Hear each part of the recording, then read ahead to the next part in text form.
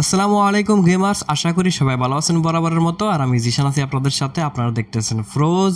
চলেন ভিডিও শুরু করা যাক।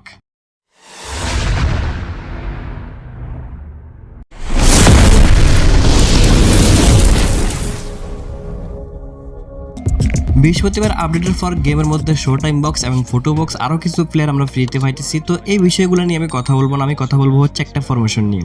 আর সেই ফরমেশন নিয়ে আমি লাস্ট যে একটা ভিডিও আপলোড করছিলাম 10K সাবস্ক্রাইবার উপলক্ষে, ওই ভিডিওর মধ্যে কিন্তু আমি এই ফরমেশনটা দিয়ে গেম প্লে করছি। আর ওই গেম প্লেটা যদি আপনারা ভালো করে খেয়াল করেন, আমি কিন্তু অনেকগুলো মিস ফাসি করছি, তারপরেও কিন্তু আমি কাউন্টার অ্যাটাকে গোল করতে পারছি। আর একটা বিষয় হচ্ছে কি, আমাদের গেমের মধ্যে কিন্তু দুই রকম অ্যাটাক আছে। একটা হচ্ছে ওয়াইড অ্যাটাক, যেটা উইং দিয়ে করে থাকি আমরা, আর একটা হচ্ছে সেন্টার বেস অ্যাটাক। ঠিক আছে, ধরেন আমাদের অপোনেন্ট যদি এরকম একটা ফরমেশন নেয় যেটা হচ্ছে 4-1-2-3 বা 4-1-3-2 এরকম কোনো ফরমেশন যেগুলো হচ্ছে ওয়াইড অ্যাটাক করে, বা RMF LMF RW LW এগুলো দিয়ে অ্যাটাক করে, ওইগুলো নিয়ে থাকে, তাহলে কিন্তু আমরা নর্মালি 4-3-4-2 4-3-2-1 এরকম সেন্টার বেস যে অ্যাটাক ফরমেশনগুলো আছে এগুলো কিন্তু আমরা নিয়ে থাকি। সেন্টার বেস অ্যাটাকের মধ্যে সবচেয়ে পপুলার যে ফরমেশনটা সেটা হচ্ছে 4-3-4-2। আর 4-3-4-2 এর মধ্যে একটা সমস্যা আছে, সেটা হচ্ছে আপনার অপোনেন্ট যদি আপনার দুইটা অ্যাটাকিং মিডকে টাইট মার্কিং এ দিয়ে দেয়, তাহলে কিন্তু আপনার বল বাইর করতে বা কাউন্টার অ্যাটাক করতে কিন্তু অনেকটাই হিমশিম খাইতে হয়। আর এই ফরমেশনটা হচ্ছে এমন একটা ফরমেশন, আপনার অপোনেন্ট যদি আপনাকে টাইট মার্কিং ম্যান মার্কিং দিয়ে রাখে, তারপরেও কিন্তু আপনার সেন্টার ফরওয়ার্ড বা সেকেন্ড স্ট্যাকার যেটা আছে সেটা কিন্তু বাহির হয়ে যাবে ওই কাউন্টার অ্যাটাকের সময়। আর আপনি ফার্স্ট ভালো খেলেন খারাপ খেলেন ওইটা কোনো ম্যাটারই করবো না, কারণ হচ্ছে আমি এই ফরমেশন দিয়ে লাস্ট 1 উইক ধরে খেলতেছি, অনেকটাই ভালো পারফরমেন্স পাচ্ছি। আর এটাই দেখানোর চেষ্টা করবো এই ভিডিওর মধ্যে। তার আগে আমি একটু দেখাই নেই আমার লাস্ট যে ভিডিওর মধ্যে আমি বলছিলাম যে আমি কোন ফরমেশন নিয়ে খেলতেছি। আপনারা যদি খেয়াল করেন, আমার অপোনেন্ট কিন্তু 4-2-1-3 নিছে, আর আমিও কিন্তু 4-2-1-3 ফরমেশন নিয়েছি, যেটা হচ্ছে কাস্টমাইজ। আপনারা যদি আরো একটা বিষয় খেয়াল করেন, আমার অপোনেন্টের কোচ ছিল হচ্ছে ড্রাগন স্টোকোভিচ, আর আমার কোচ ছিল হচ্ছে জাভি আলোনসো।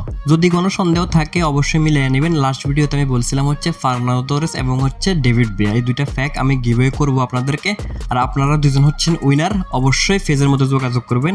আর যাদের সন্দেহ আছে তারা অবশ্যই কিন্তু আগে মিলিয়ে নেবেন। তো চলেন ফরমেশন নিয়ে কথা বলা যাক। প্রথমে বলে রাখি, ইন্ডিভিজুয়াল ইনস্ট্রাকশনগুলো কিন্তু খুবই গুরুত্বপূর্ণ, ওইগুলো একটু মনোযোগ দিয়ে দেখার চেষ্টা করবেন। তো প্রথমে আসি মেসির কাছে। মেসির এই কার্ডটা হচ্ছে ডিপ ফ্ল্যাঙ্ক ফরওয়ার্ড কার্ড। আপনারা অবশ্যই একটা ডিপ ফ্ল্যাঙ্ক ফরওয়ার্ড ইউজ করবেন।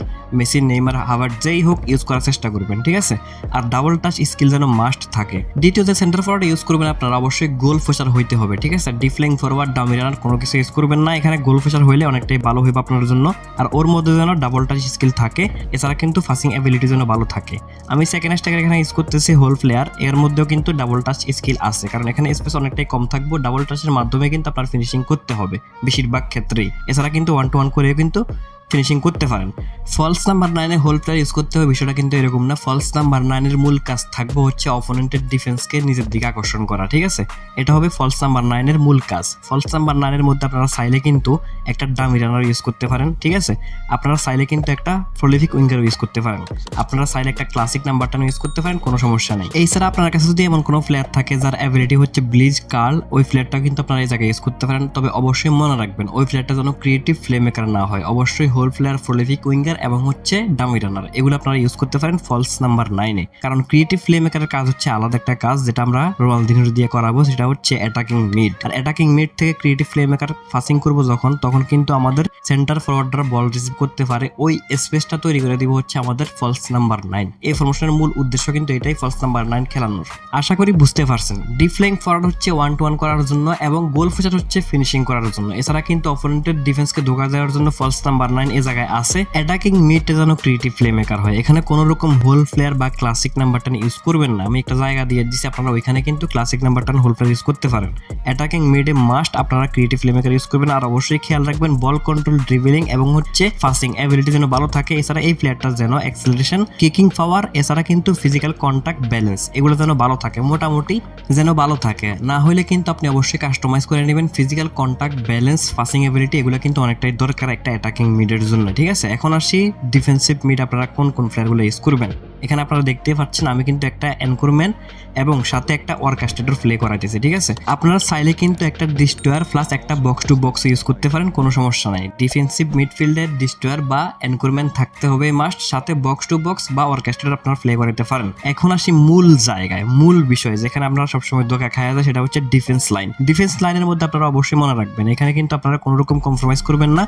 একটা অ্যাটাকিং ফুল ব্যাক, একটা ডিফেন্সিভ ফুল ব্যাক, একটা ডিস্ট্রয়ার এবং সাথে একটা বিল্ড আপ, কোনো রকম চেঞ্জ করার দরকার নাই। এবং কি আপনি যে কোনো ফরমেশন নেবেন ওই ফরমেশনটার মধ্যে ডিফেন্স লাইনে কোনো রকম কাস্টমাইজ করবেন না। রাইট ব্যাক এবং লেফট ব্যাক দুইটার মধ্যে কিন্তু কোনো রকম একই প্লেইং স্টাইল খেলানোর দরকার নাই, একটা ডিফেন্সিভ ফুল ব্যাক, একটা অফেন্সিভ ফুল ব্যাক, কারণ এই ফরমেশনটা হচ্ছে সেন্টার বেস ফরমেশন, ঠিক আছে। ডিফেন্সিভ ফুল ব্যাক যদি দুইটা ইউজ করেন তাহলে দুইটাই কিন্তু ডিফেন্সের মধ্যে থাইকা যাবো, উপরের দিকে অ্যাটাক বিল্ড করবো না। বিশেষ করে একটা বিষয় খেয়াল রাখবেন, আপনার ডিফ্ল্যাঙ্ক ফরওয়ার্ড আপনি যদি রাইট সাইডে খেলেন তাহলে রাইট ব্যাকটা আপনি অফেন্সিভ ফুল ব্যাক রাখবেন। আপনার ডিফ্ল্যাঙ্ক ফরওয়ার্ড যদি আপনি লেফট সাইডে ইউজ করেন তাহলে লেফট ব্যাকটা আপনি অফেন্সিভ ফুল ব্যাক রাখবেন, যাতে কইরা ডিফ্ল্যাঙ্ক ফরওয়ার্ডের সাথে left back right back connect করতে পারে, ঠিক আছে। আর একটা ডিফেন্সিভ ফুল ব্যাক, একটা অফেন্সিভ ফুল ব্যাক রাখলেই বেস্ট হয়। ডিফ্ল্যাঙ্ক ফরওয়ার্ড যে সাইডে থাকবো ওই সাইডে আপনি অবশ্যই মনে রাখবেন অফেন্সিভ ফুল ব্যাক ইউজ করবেন।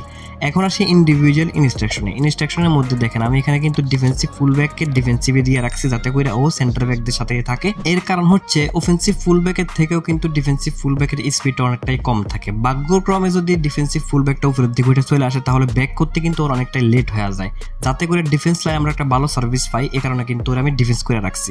এছাড়া আমার যে বিল্ড আপ সেন্টার ব্যাকটা আছে ওটাকে কিন্তু আমি অ্যাঙ্করিং করে দিচ্ছি যাতে করে ও উপরের দিকে না উঠে আসে, আমার ডিফেন্স লাইনটা যেন হার্ড থাকে। এছাড়া কিন্তু আমাদের কাছে আরো দুইটা অপশন আছে, একটা হচ্ছে ডিফেন্স 1, ডিফেন্স 2। ডিফেন্স 1 এর মধ্যে অবশ্যই মনে রাখবেন আপনার যে ডিএমএফটা আছে যেটা হচ্ছে এনকোরমেন্ট বা ডিস্ট্রয়ার, ওই ডিএমএফটাকে কিন্তু আপনি অবশ্যই ডিফ্লেন করে রাখবেন।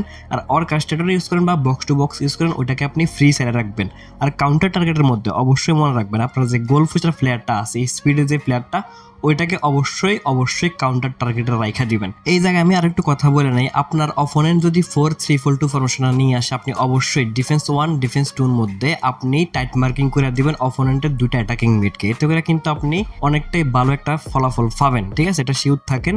এছাড়া আপনি যদি প্রো প্লেয়ার হন আপনার ডিফেন্সে তেমন একটা সমস্যা হয় না, তাহলে কিন্তু আপনি টাইট মার্কিং অল টাইম রাখতে পারেন, চাই অপোনেন্ট যে কোনো ফরমেশনে নিয়ে আসুক, ঠিক আছে। তো এই হচ্ছে আজকের ভিডিও ভালো লাগে থাকলে অবশ্যই একটা লাইক করে দিবেন, নতুন হয়ে থাকলে সাবস্ক্রাইব মাস্ট করে দিবেন, দোয়া করবেন, দোয়া রইল, ভালো থাকবেন, ভালো রাখবেন, আল্লাহ হাফেজ।